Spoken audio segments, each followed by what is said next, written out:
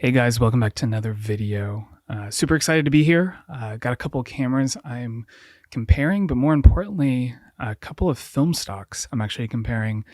I've recently picked up a Fuji X-Pro3, and needless to say, I was really excited for it. A digital camera that gives me everything I need to have the feeling of shooting film minus shooting film, as expensive as it can be. The price has never really bothered me, but if I can have a conscientious way of saving money and also still getting the experience, I thought, why not? So I bought one, and I really, really like it. I can do a review video, but a lot of people have already covered it. My hope was with this series, to compare the different film recipes that you can put into Fuji camera, especially newer ones. They're endless. Fuji X Weekly, I can link that in the description, is what I will be using for most of these videos. And so I'm going to be comparing today the Portra 800.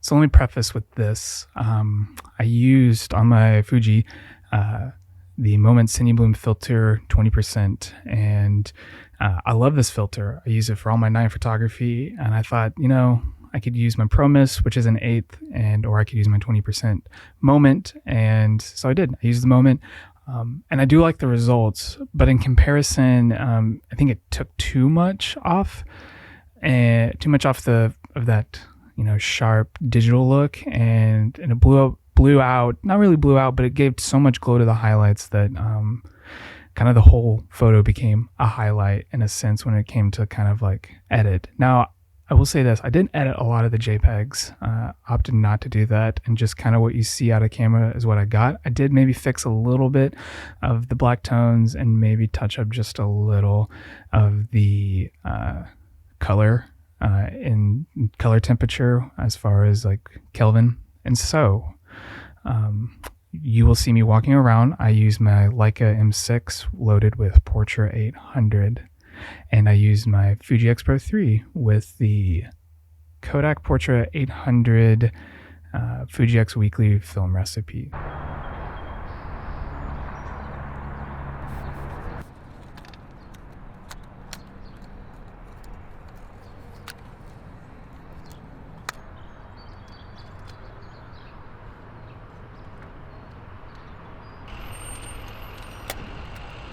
So I loaded some Portra 800 up into my M6, and we began walking around a nice neighborhood here in Knoxville, Tennessee. This first photo I really enjoyed, and a lot of these photos I really enjoyed out of my M6. This is the first time in a while that I felt like I got the sharpness that I desired, and a lot of that was on the back end of my lab. But here you can see with the Fuji, some of that glow I was talking about with the Cinebloom. So hopefully you might be able to tell whether or not you would like to use the Cinebloom on your photos or on your digital. So maybe this is a good comparison for those out there thinking, I do want a Fuji because of film recipes, but do I want to use a Pro Mist? I'm not going to tell you whether you should or shouldn't. Let the results kind of dictate what you do.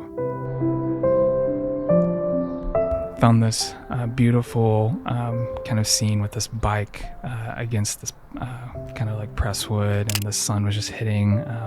Again, I thought I'd totally underexposed on the film, and I didn't. But the Fuji I did. I was kind of in a hurry, trying to get that light.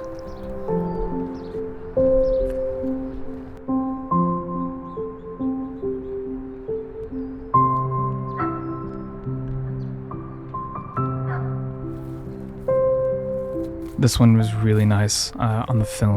It captured that shadow detail I was hoping for, as well as on the Fuji. It was able, it's definitely what I saw. Again, that glow. So if you don't like the glow, that's my apologies. I wish I would have used a different filter, but here we are.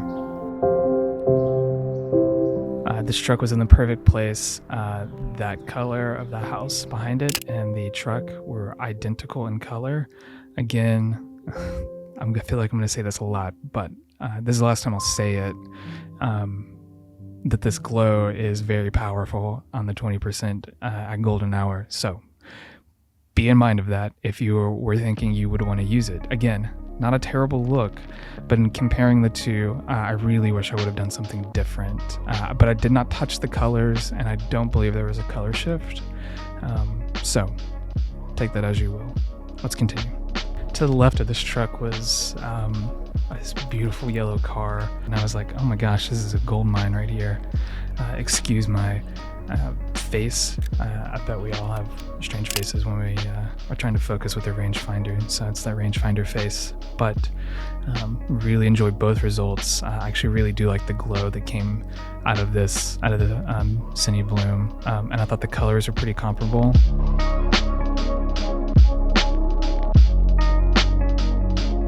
We moved on to the red house, kind of down the way, and the light was hitting it, and boy was it beautiful.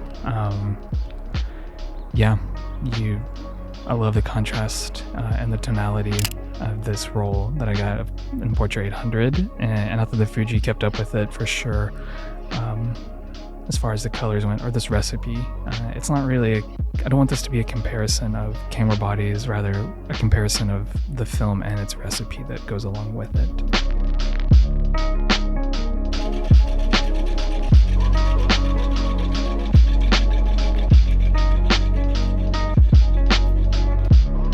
I walked a little ways. There was a dude in his car, or in his truck behind this car, and so I decided to wait a second. I really enjoyed the way the light was hitting this Volvo, and so kind of walked back to it.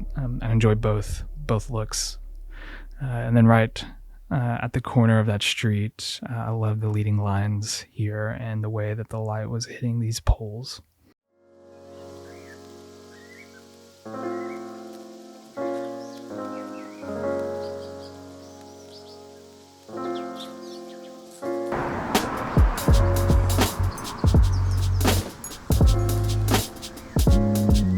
Here, I got a really nice shot with the Leica, and unfortunately, the Fuji one, a car came by and messed up the autofocus, and because I'm shooting like film, I didn't see this in the moment because I wasn't culling through my photos then, and so here's a few more images, just kind of showing the colors of the film simulation. We were nearing the end of our walk, and the sun was getting pretty low, and so I was really nervous how the Leica would hold up right as far as the film, but it did really well. I was really happy with the results, especially from both. I really enjoyed the Fuji here, the soft colors that came with it, and so that was kind of the our walk and my time. I appreciate Nate for helping me out, and but yeah, that was pretty much how our walk went. I don't want to say I regret using the Cine Bloom filter, but I definitely wish I would have used maybe a Pro Mist or something a little bit lighter with the haze. Again, I think this is a good comparison for people out there thinking maybe I will want to put a Cine Bloom on there on my Fuji or kind of whatever digital camera, and just to take the digital edge. Just know what you're going to get with that glow. Again, I've only used it at night, and so I wasn't really prepared, I think, for how glowy it would be. I don't think there was a huge color shift, but I do think that it bloomed the highlights just enough that they maybe were a little bit more blue.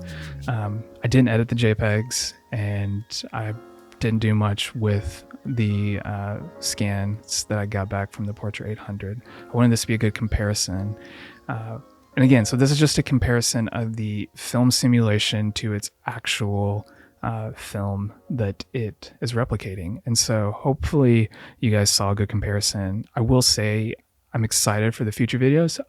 You're welcome to comment down what film stock you'd like me to do next. If you have any questions about the X-Pro3, I've had it for about a week and a half now, and I really enjoyed using it. It's my daily carry right now.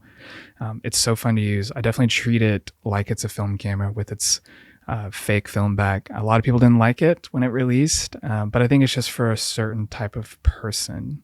So hopefully you enjoy this style of video. Hopefully you enjoy this new setup we have going on here.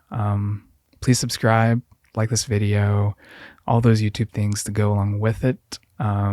Next time I will not be a bonehead, and I will use not a filter, or maybe just use this Pro Mist that's on my camera right now that I'm filming on.